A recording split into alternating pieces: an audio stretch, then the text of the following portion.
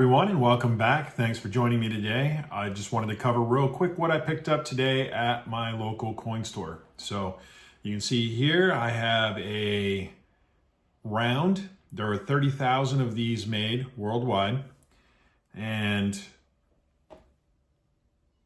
it's a pretty cool one here. Now there was a series, there were 6 of these made in the collection, and so I was pretty happy to get this one here. Sometimes you can see some milk spotting here on the coin, but sometimes collecting silver for me, I like to pick up unique things, and this one here, they only had 30,000 of them made, and it's a series, and I'll work on trying to find the rest in the series over time. I also picked up a maple leaf. This one here is Charles III.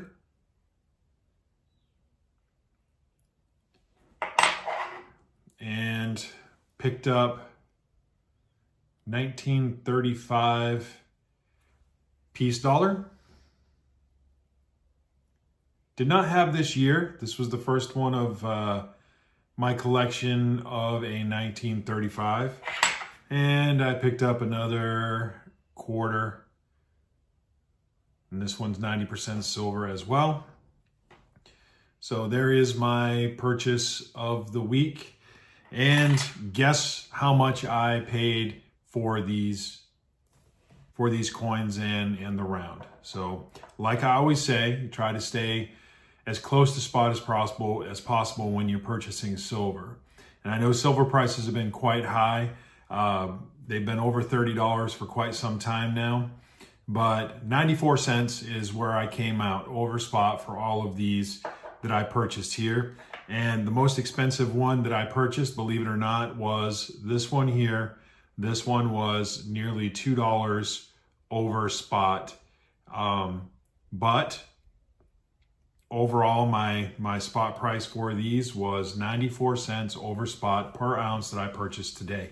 So now I want to show you a couple of charts here and just kind of do a review with you just so you're aware of what's going on with silver at this time. So if you look over the years, since 1995, well, from about 1995 all the way up to about 2005, gold stayed pretty much below the $10 mark for all those years. And it was nice to be able to pick up silver at a pretty low price. But during this time as well, there were some higher premiums on some stuff, depending on what you wanted to get. You just always have to be careful, no matter when you go to make a purchase of silver. Be careful what you're purchasing and try not to spend too much money over spot for what you're purchasing. Try to get the silver content if you're looking at it just to be gathering the silver for the ounces that you're trying to accumulate. Now, that's what I do. It's not what everybody does. There's a lot of people out there that'll pay higher premiums for this kind of stuff because they like collecting it, and I'm not against that either. Silver is silver, and if you pay a little bit higher of a premium to put something in a collection, feel free to do so. I don't have any problems with that, and you're going to do what you want to do anyway. It's your money. This what I'm talking about is just for people trying to get into silver for the purposes of having it better than a savings account for them, right? So that's what I do. That's why I stack, and the reasons for my stacking is for that purpose. Now, like I said, between 95 and 2005, your prices for silver were below $10. Then it started to rise pretty rapidly over the next few years.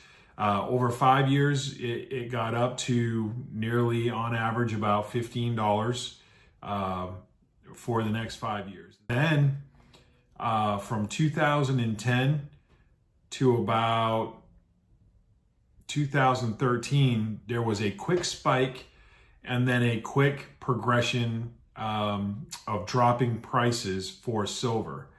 And then it pretty much stabilized for the next, I would say, next 5 years. It pretty much stabilized right around the $16 mark So overall, still a slow rise for that time. And I know it's not a great rise, but then we had a spike in 2020, which put it up over 20.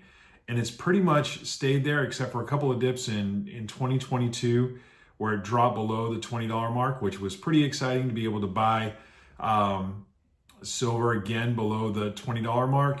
And over the last 5 years, since 2020, it's pretty much been in that range now.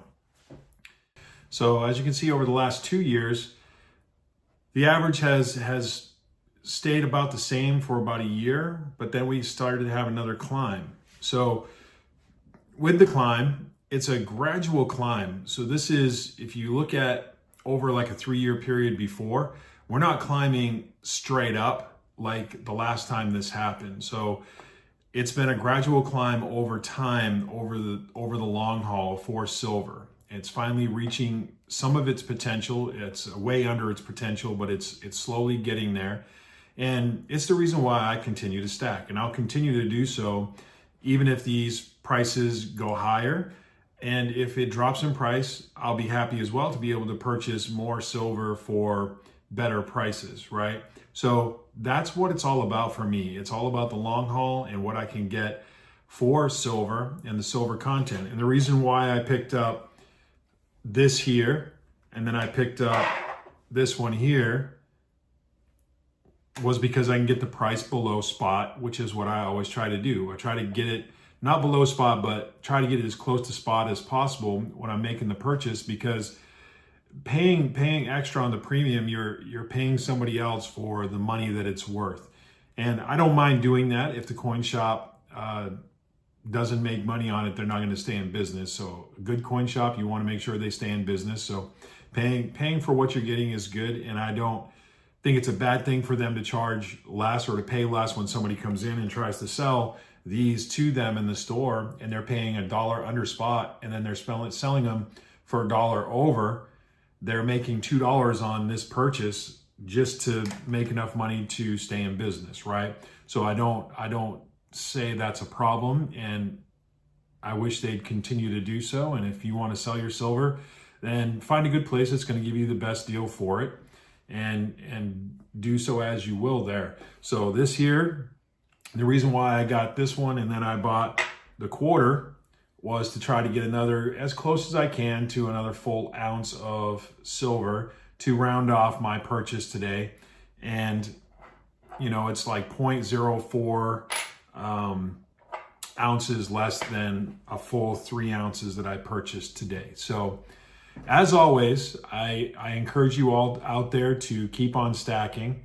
And I really would encourage everyone out there to find some younger people out there that don't know much about how things work, and to teach them how to invest their money. And it's a great way to start. Encourage them to buy silver. Take them with you to a local coin shop and show them what they can get, and try to pique their interest in it. Because if they start at a young age and start collecting silver, and every once in a while they can trade out and get some gold, they're building their wealth for their future. And teaching the younger generation these things is a great way to help the community, right? And to help them learn how to invest their money. As they get older and they learn how investing works, they can get into greater aspects of investing and teach them how to take care of themselves for the rest of their life. So I encourage you all out there to do so, and you know, get them to start with some constitutional silver. You know, you can pick up some quarters and some dimes. It's a great way to get started, and it's not that expensive to teach them a good habit and to get them involved in a good hobby that's going to be able to support them when they get older, right? So as always, keep on stacking, onward and upward. There once was a man that stacked silver, so he called himself an investor. But the silver he had was not enough, so he stacked it more and more. Soon then the increase comes, shiny, glittery, and in large sums. Now when the stacking's done, he loved it more and more.